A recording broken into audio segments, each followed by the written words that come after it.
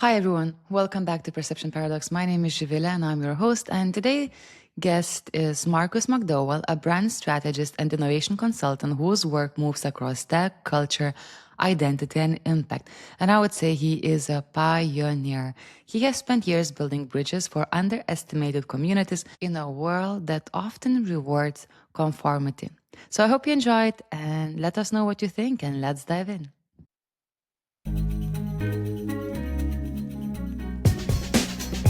Real people, real stories, and real challenges that break the status quo. I'm your host, Zivile, and welcome to Perception Paradox.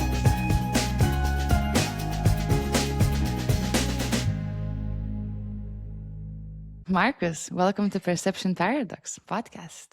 Thank you for having me. I'm excited to get into it.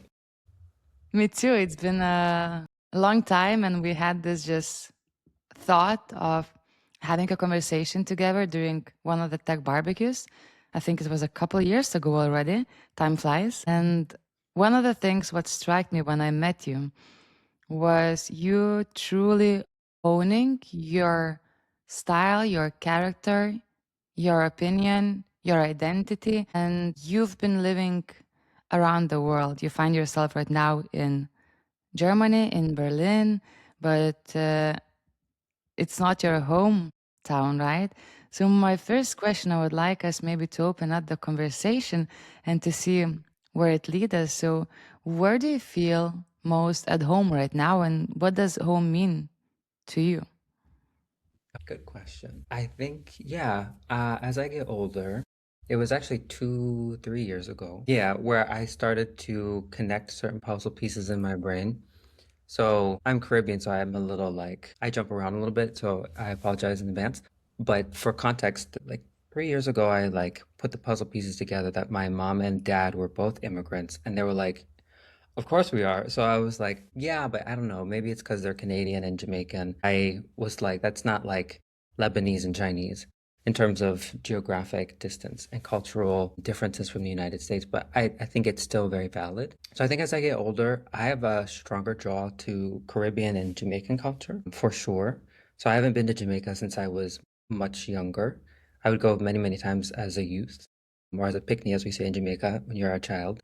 So, but I feel the strong draw to the culture more and more as I get older. So it's interesting. I call myself an island boy.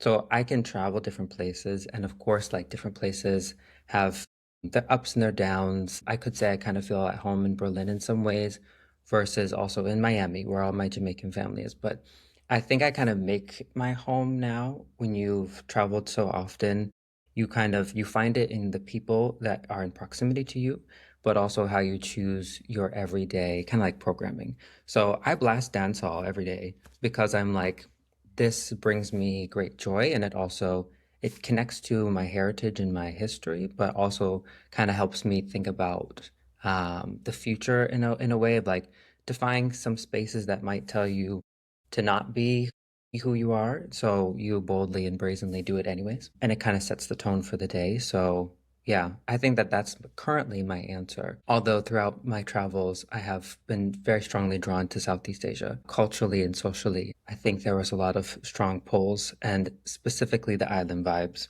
because island people, I'm just like, I love us. I love us. What do you like most about island people? I love islands too, by the way. So I think we have a special recipe of crazy, but for us, we find it very normal. So when I meet other Caribbeans, especially in Berlin, I'm like, my God.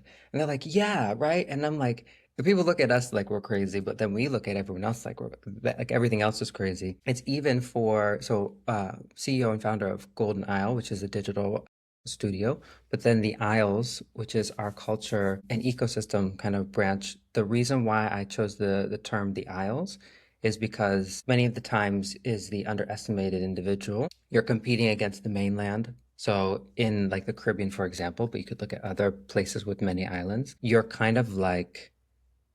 isolated from each other, which means all of your cultures are very different and dissimilar to each other because you've developed in a little bit of an isolation. but you're also competing against larger forces. So there's this special like craziness that we all have in the Caribbean, but it's also very different from each other, which I think is so beautiful. Yeah, I love that every island nation in the Caribbean, for example, will have unique, distinct cultures, but also have the same kind of ethos or mentality or this grit in them where they're like, we are incredibly proud of our culture. We're very competitive. We're very welcoming and hospitable. We're very in tune with nature. But yeah, some people think we're very crazy because we can be like very prude in some ways, but also very unprude in other ways. So we have our own like logic in the islands. And I'm like, every time I meet an island person, they could be from a different like the Asian islands, and I'm just like, I like you. There's something here that's like, it's like there's binaries or there's contradictions, and they're like, yeah, but it makes sense. And I'm like, it does make sense. Yeah. Oh my God. So tell me, Marcus, you find yourself in Berlin right now. You've just mentioned how important is the nature, and there's a bit of a different chaos. I find also that in the islands, what you have, this energy is like more secure in a way, that it's not that mixed, what comes in the big cities. How do you navigate the chaos of Berlin? How do you ground yourself and find that inner peace? Hmm. Or is that not that nature surrounded? Yeah, I'm kind of an introvert. So it's been funny. Sometimes my friends, I'll tell people I meet that I like nature, and they're like, no, you don't. You don't go outside in Berlin. And I'm like, well, it's different because in where I was raised in the woods. My mom's from Canada, also great nature there, but also the Caribbean has great nature. I think I really like to be completely enveloped. So in Berlin, I would, is it Treptow Park? It's There is a park. one of the parks here. It's very nice. Um, I think it's Tiergarten. It's far more like enveloped. You're enveloped in nature. So not just like outside to be outside, but more so, yeah, I like the little retreats where it almost feels like a cabin. It almost feels like your little day at the beach. But if I'm here by myself, um, I'm typically like an inside person. I like to transport myself to other cultures. So I'll watch very diverse content. I actually just talked to my dad about this yesterday. He had a bit of an injury, so he's now cooped up at home. And he's like, yeah, Marcus, I put on this Danish film, this Swedish film, and I switch it up and I go to like a Filipino film. And I'm just like, we're so similar in that way, where when you want to kind of revitalize, you kind of step into story or step into culture. I think that's probably what I do a lot of the times. Like, I don't think necessarily nature has to be physical. It also can also somehow be mental. You transport yourself into fantasy or something. Do you meditate? I probably should. I've had periods where I have been much better at it, and I probably should get back on top of it. But I think there's meditative practices that I do, and I don't realize. My housemate and I just talked about this yesterday or the day before. It's either syncopation or it's something else where she'll sing something crazy, and then it's like call and repeat, and she'll be in one part of the house, and then I'll sing the accompaniment to it. And people would think like, "What are you doing?" And it's something I think that humans do to like ground. It's almost like releasing anxiety. Many different forms of this. Sometimes you don't have the words for it, you just do it. I do this, and then before I go to sleep, I listen to the call to prayer, or even when I'm working, I listen. Excuse me, Bless you. Gesundheit. Before I go to sleep, I listen to the call to prayer. Different things to like quiet the mind. I think Hmm. quieting the mind while you need to go to sleep or turn off, but also while you need to be high functioning are two things that I think are really important.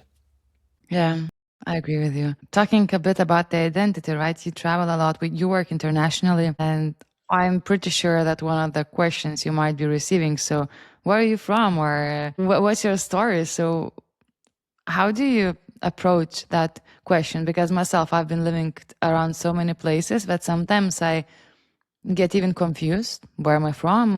What's my this identity is like so mixed, and I kind Mm. of play around in a way who is asking and what would be the relevant narrative. How do you do that? I think you hit the nail on the head. It's the same process. Like who's asking what's and also what would they understand? Because it's about Hmm. accessibility. It's like familiarity. If someone else maybe I sense like they're a third culture kid or they've been the child of military, then I can sense that they like wouldn't understand the full conversation. Yeah, from the lowest level, I would just say I'm from the United States. My parents are from Canada and Jamaica.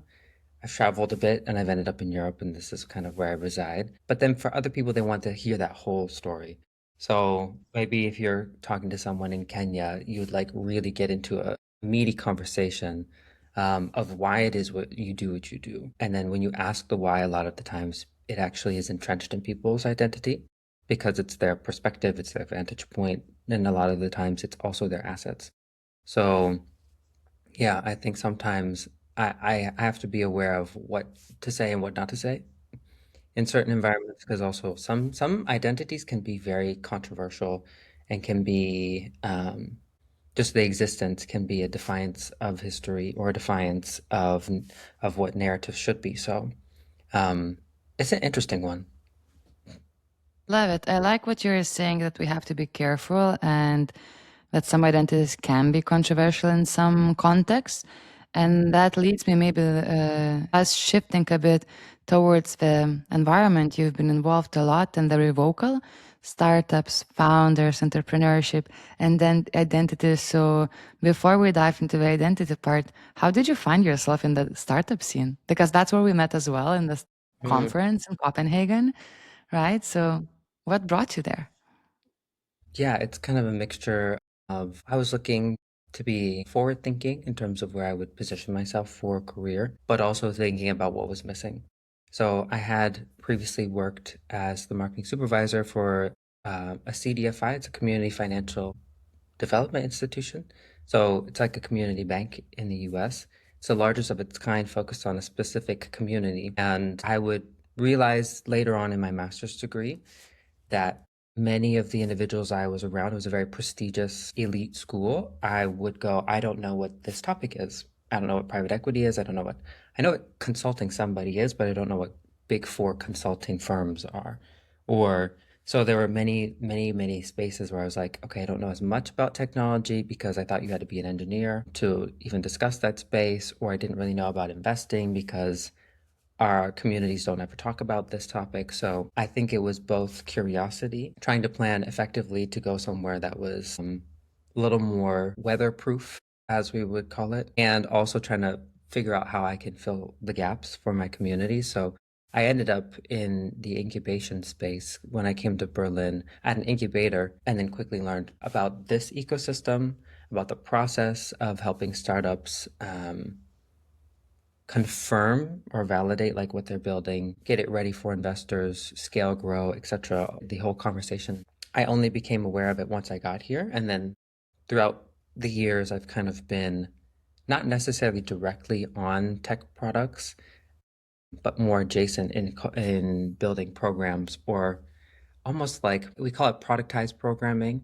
So it's like summits, conferences, delegation, different programs for different nonprofits in the tech space to kind of talk about how to get the underestimated access either to the industry or also to survive the founder conversation because survival is very difficult for those. We know the percentage points, like a very small percentage of women get VC funding specifically, but also just funding in general. Same thing with migrant backgrounds, LGBTQ plus, etc. So that's kind of how I fell into it, and kind of also my unique positioning in the space, trying to create bridges. That's the goal. That's a very big vision, and I'm very proud of you what you're doing. It's very inspiring. And Marcus, you've mentioned that you've got into the space by trying to fill the gap for your community. Maybe you can tell us more about what are you referring to, the community as such, and what are those gaps you are overseeing? Sure. And you just saw me redact a little bit, like as you said, the positioning in the conversation before. I typically go high, and then if it's appropriate, I like refine. So conversations are mostly around BIPOC individuals. After the incubator, I worked with different clients across Europe. The goal was to get people of color into the tech space.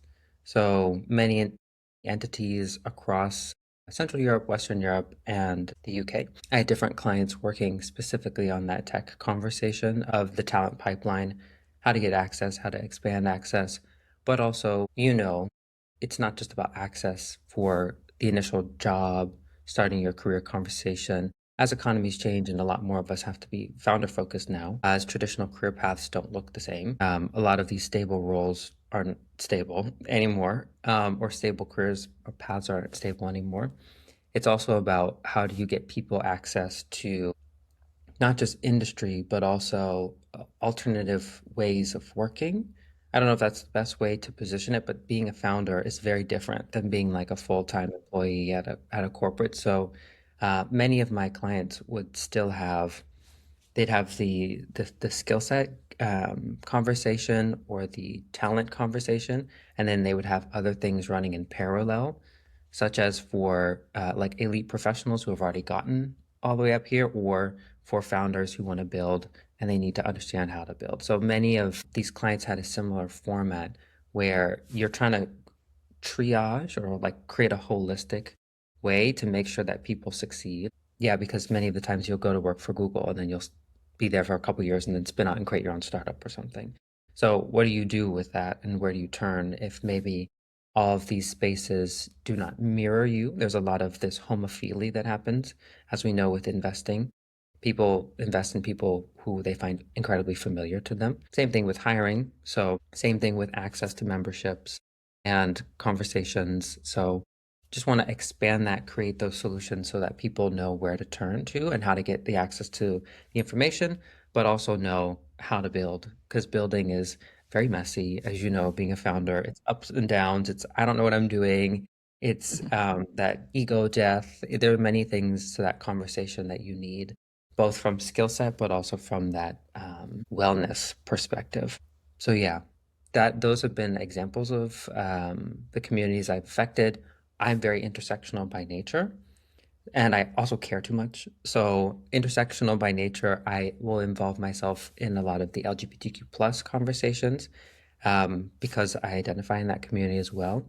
And then I care too much. I don't think I care too much. I just think that this is how we are as island people. We're just like we care about everything. So I'm also just like very involved in the female founder conversation because I'm like, let's go. I'm like, why isn't everyone here? Like at the front line pushing this. So yeah, trying to also be in those spaces and helping either facilitate connections or just show up and support. Yeah, it's all the underestimated communities essentially.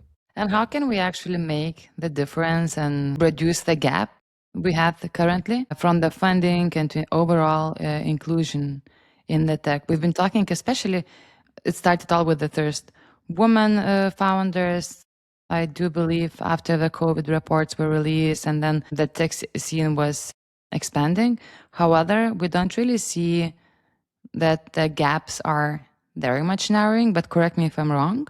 What do you think we should be aware of, what we should do about that, and what we should change that this narrative does not continue rolling on repeat?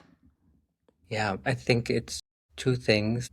One, it's a very hard, it's like a wicked problem. So it's very hard to solve a wicked problem because it's so broad and it's affecting so many entrenched spaces. I don't think there's a silver bullet. I think part of it is like a stamina and wherewithal.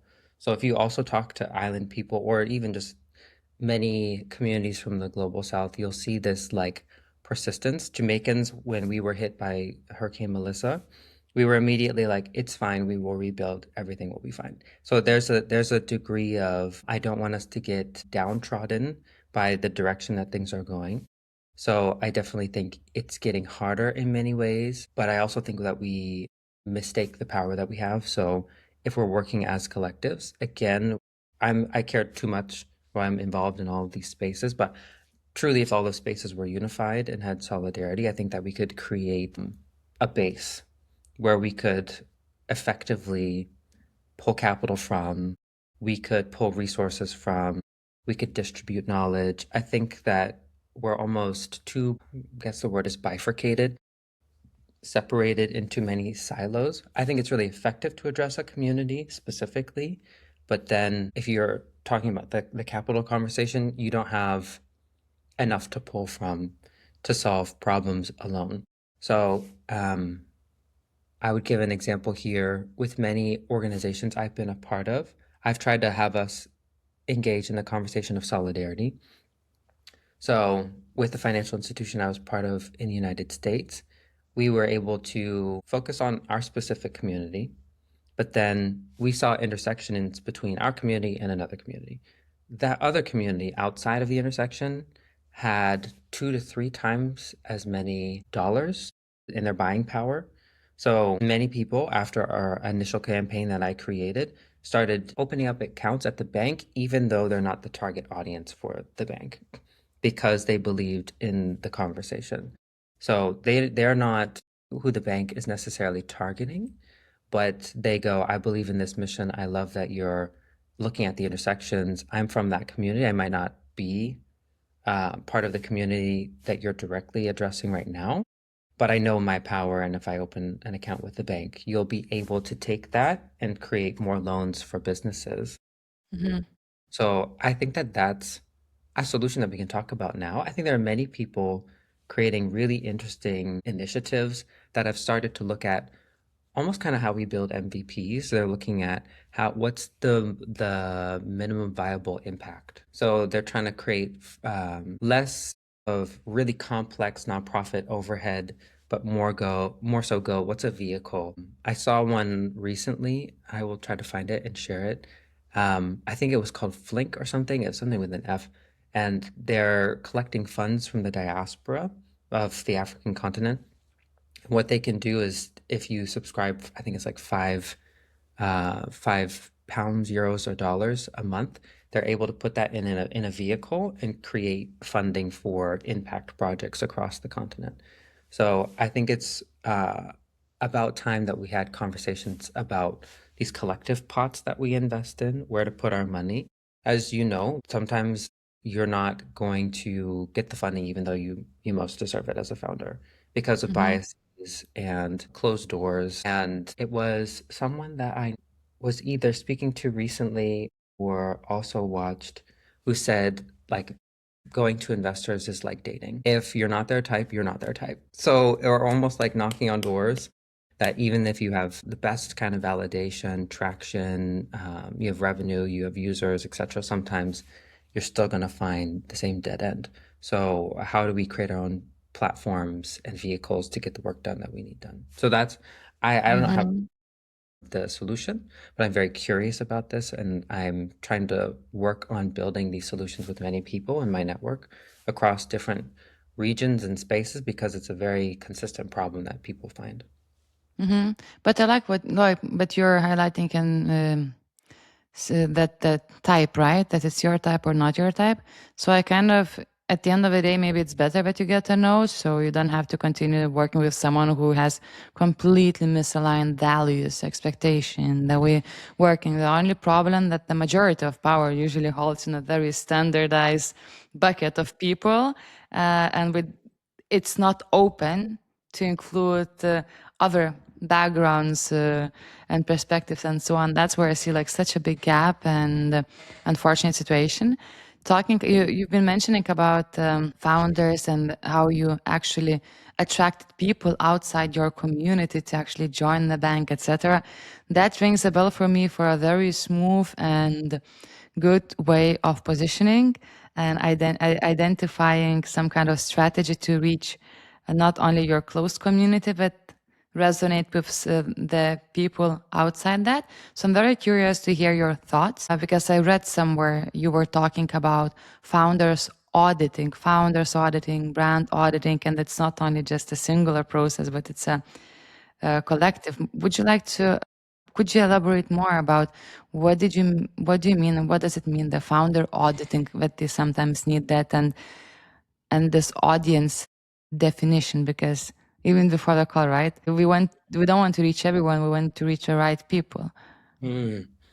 This is very true. Even there was a product I recently created, an accelerator for one of my clients, and effectively like the audit can be from many angles.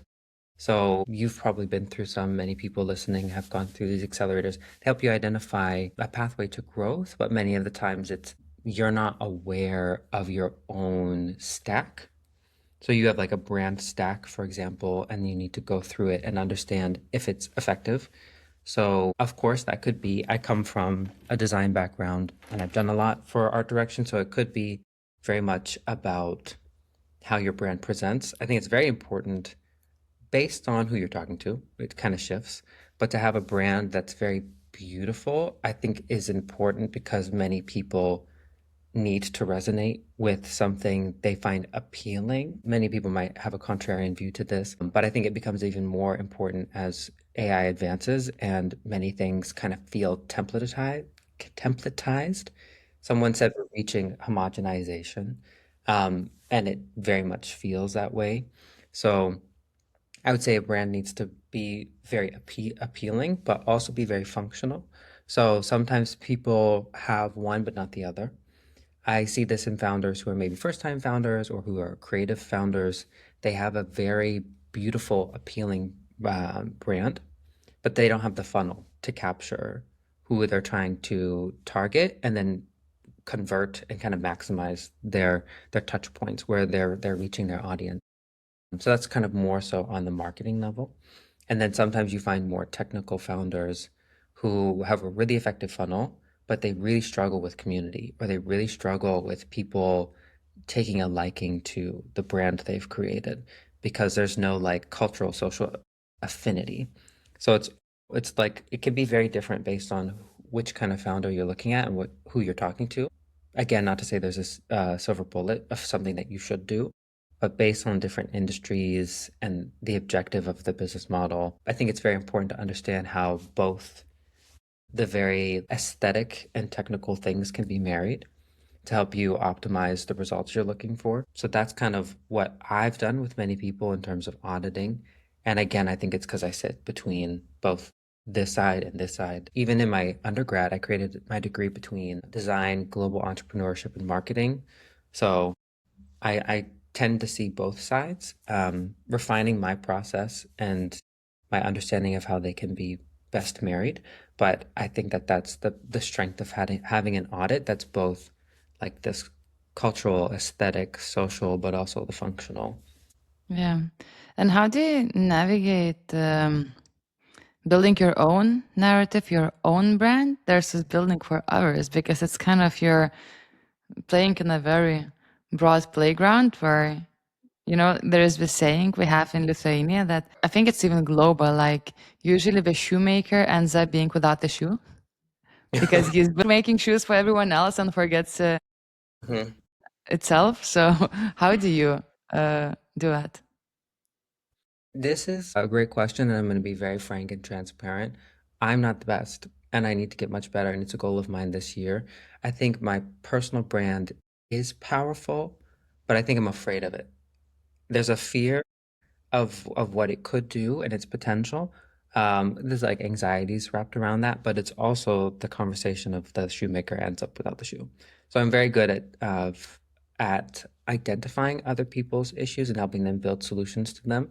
Sometimes with mine, it's almost your inherent personal biases, things you don't see, things you actually might not want to see that you have to work through. I've gone through this process late last year, actually all through 2025 and earlier this year to collect data, collect different perspectives, talk to different people about what they think I bring to the conversation.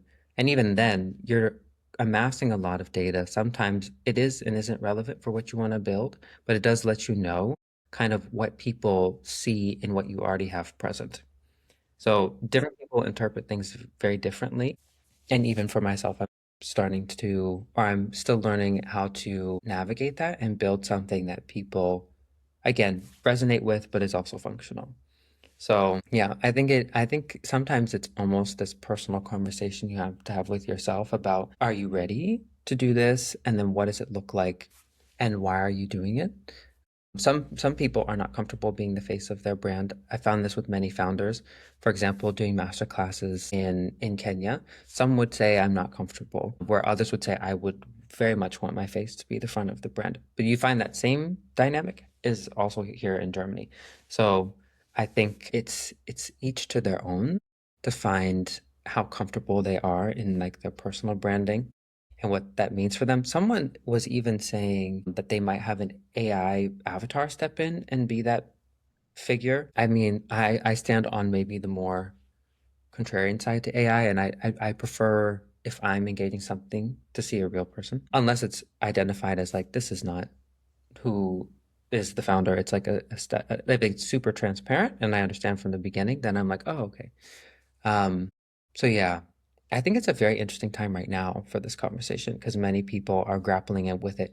One, because they need to, because economies are changing, careers are changing, many people are out of full-time roles, so they now need to think about how they position almost more like freelancers or selling their services, and they have to have a brand around that.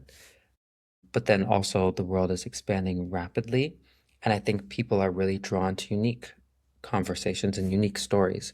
So it's even more important to tell your unique story now than ever. And own it as Mhm. well. Yes. So seems like you're transitioning a bit with your this personal brand narrative that you want to learn how to position yourself maybe better. So what do you have to actually unlearn to get there where you want to get? You know, we always keep about learning, but sometimes if we want to learn something, we need to create space and to change some patterns. Is there anything that maybe keeps you still in the limbo before you get rid of that anxiety and own it and do that bigger move? I definitely think there are many components.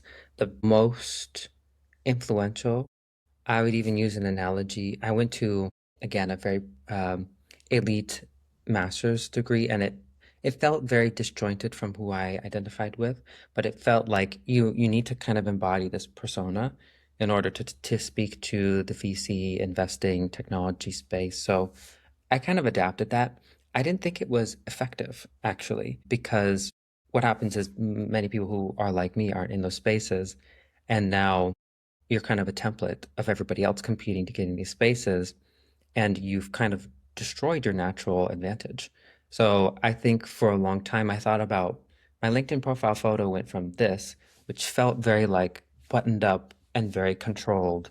And my LinkedIn profile photo now is it's shot in Miami, and it was when I was a model for my friend's fashion brand, and it's with my hair flowing. It's far more like powerful. It like evokes kind of what I actually find to be more so true.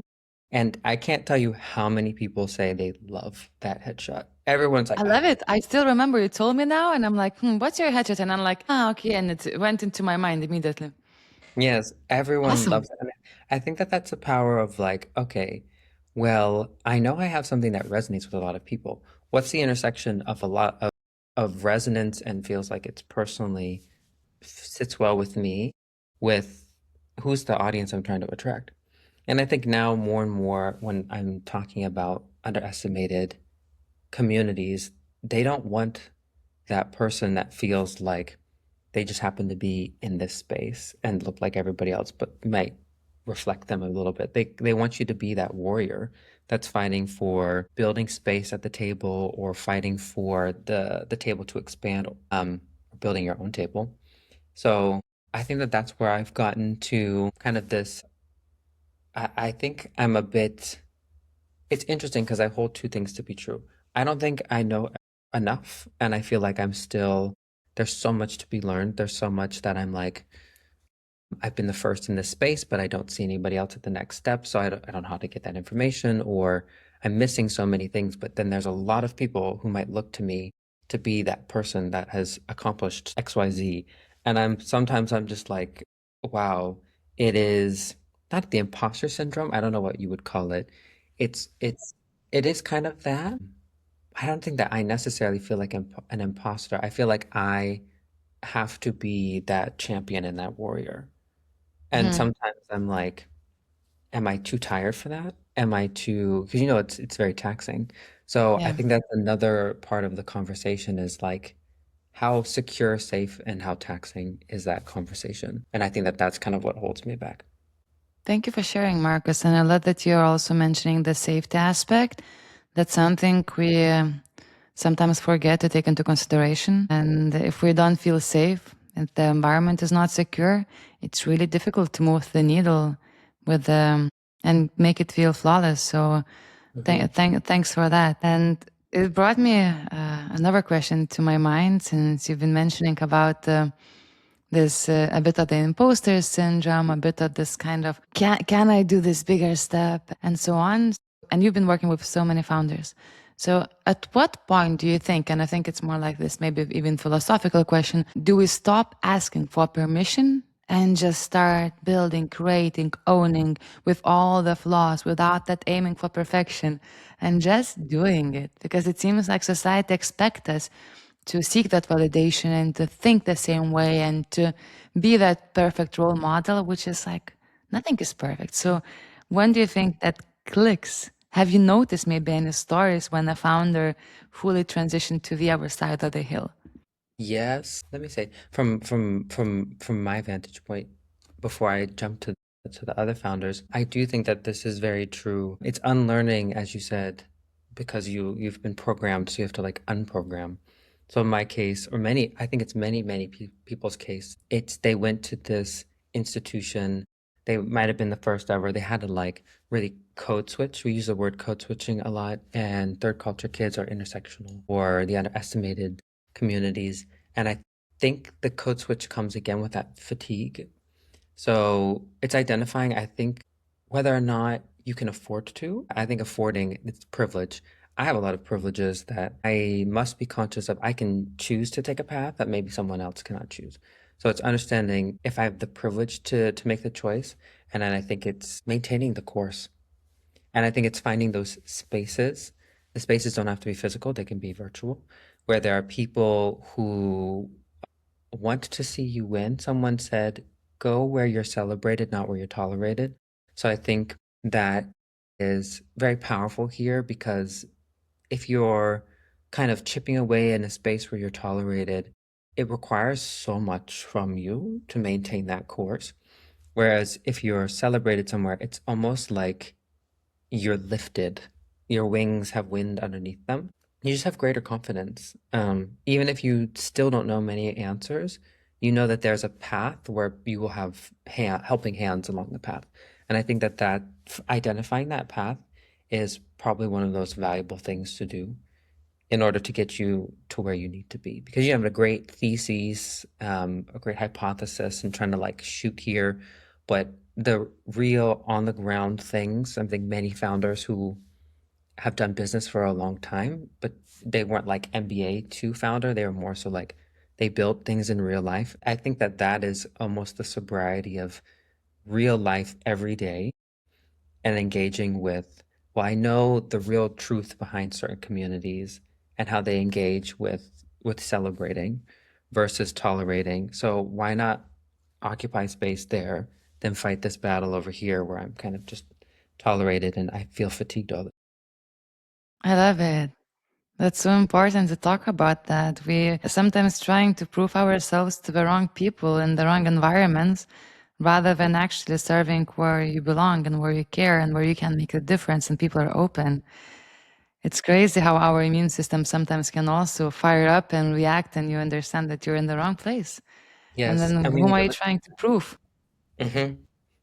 And we must listen to it because it'll tell us over and over. Yeah. Have that Yeah. muscle. It's like your intuition. Yeah. But we need to create space for the intuition as well. So if we are running blindly, we're not going hmm to sense it and not going to feel it. So it's hmm kind of, there's always a compromise you have to make. Talking about compromises, right? So, in order to have that intuition and in order to get where you want, one thing is to have a direction that can change and have those goals. But another thing, and the most important is, I do believe, is how we're getting there and how do we operate in a daily life. So, how do you, Marcus, make sure that you run the day and not the day runs you? What are your non negotiables to have a successful day? Interesting. I think it's to start earlier. It's been this thing that I realize if I start earlier and I read in the morning, I think I have ADHD. I also have I'm neurodiverse. Growing up, I had memory issues, so retaining information. So I've been always very I had like a hang up on whether or not I was actually for all the identity questions. It was the well-read component that I actually was more so like, will I do well in school. So I think at times, like you can be insecure about something, but it's also good to intentionally build it. I found with the rituals of waking up, reading, whether it's articles, a book, or even practicing language, like I'll practice French or German in the morning. I think it does something to rewire just kind of how you start the day. It gives you the momentum. I also will like blast dancehall music or soca, which in the morning time people would be like, "Don't you want to listen to birds?" And I'm like, "No, I needed this like call from the ancestors to kind of like get me and my fire going." I think it's almost like having a little party in the morning kind of changes with more of a positive frame, but also with reading and doing things that make you think. I think it just helps you time stick in a way where I'm more conscious of like time slipping. I'm more not too much anxiety, like I wouldn't read all news in the morning, but something that's a mixture of reflection. I might even write in the morning. I think it's a mixture of all these things that are almost like mental exercises to get the day going. And I find I have the most productive days. I get a lot out. I feel more positive. Whenever I'm gonna be running the day party, I'm gonna send you a priority invitation. You'll be coming, and then we can put some island tunes and everything. You can show your music of expression. Would be Right. really, really awesome. Yeah. Okay, we're getting closer to the end. I have two final questions if we have time. Do we have still 5 minutes? Or we're very in a rush? One question I really had to ask you. So, what inspires your own inner style and self expression through clothing and different styling elements, etc.? Because you definitely, when we met, I told you already several times, you, first of all, you caught the attention on your style, on your energy and presence. So, where do you get the inspiration and what styles you? Great question. I'm trying to keep it short because I have a tendency to meander. I really was not about the aesthetic of Middle America growing up. I was like, nah. There was also a lot of this very colonial dress that where it was incorporated. Um, in my childhood that I fought against. And I'm glad I did. I was very obviously closeted, queer, etc. in the middle America. It was very much like I want to touch the rest of the world. I want to experiment. I was a model. Um, so I was used to being a canvas and wearing multiple different aesthetics, cuts, silhouettes, textures. I even studied fashion in the design component of my degree. So there are many ways it connected me to the rest of the world. And I think I could see even from my work in design school compared to everybody else's, I was constantly pulling from different parts of the world. It wasn't Eurocentric. I actually reformed curriculum for my school and expanded. We had fashion history and it was two semesters and it was repeat half of it was repeating in each class and it was very Eurocentric and I helped change so that the second is global fashion history. And I think that that's incredibly important. Actually, I had gone to work in Hong Kong and my boss was like, "You don't know what this is called, and you're coming from one of the top design schools in the world. You Westerners don't like look at the rest of the world." So I was very much like, I want to look at the rest of the world all the time. And I love it. I think about many layers to fashion, layering yourself, but also telling your story, or maybe borrowing elements from other spaces. So yeah, I think you can be androgynous, you can mix colors, you can mix textures, you can mix silhouettes, like experiment, find what feels comfortable to you. That's what I've tried to do a lot of the time. And I do know it's a power. I even in personal branding, I talk about different magnets, and the outlier bias is a magnet I often talk about, where what is the most different in the space is what is remembered. So if you want to play off of like human psychology, like you literally sometimes it's you just want to be fabulous because that's who you are. And then it's great to do that. You feel better. You have a more authentic interaction with people, which people love. And then also they're like, this person was wearing like fuchsia, or this person was in this kind of like anime cut or had some kind of like cool layer. And it like people remember that and they really like it. So I've always yeah, been drawn to a lot of cultures in the African Asian continents that kind of blend androgyny, and that's kind of like where I sit. Lovely. Thank you for sharing. Okay. I have a tradition in the podcast to finish the podcast with a thought to ponder for the listeners. So to founders who are here with us today, what would you like them to think about that they've just heard? Hmm. I would say the magnet conversation. So I'm thinking very in a strategic way for what would benefit them. In this instance, what are ways that you can alter small things to get explosive results? Maybe it's not that hyperbolic, but if you are more authentic with your fashion when you're going to a conference, maybe that helps you attract leads that are different than the ones you anticipated. It gives you an idea of who's interested in you as a founder. And then when you introduce what you're building, maybe they also have a higher correlation with resonance. So I would say, excuse me, explore some of those things as you think of engaging with others. I like to talk about engaging with others a lot and what we do to change that dynamic because I think it's very important. In the age of AI, what is important is your partnerships, your relationships, your cultural capital. I think that those are things to be defended, preserved, and understood better, our interactions with other people. So I would say explore that, explore engaging with different people and explore with expressing yourself differently and see how that kind of alters your perspective on even doing business. Thank you so much for finding time this beautiful day, sunny day, to join Perception Paradox podcast and to revealing your personality, your way of thinking with the audience, the founders. And thanks again. And thank you everyone who tuned in today and hope you enjoyed it. I'll leave the links in the show notes. And thank you very much and see you next week. Thank you, Marcus.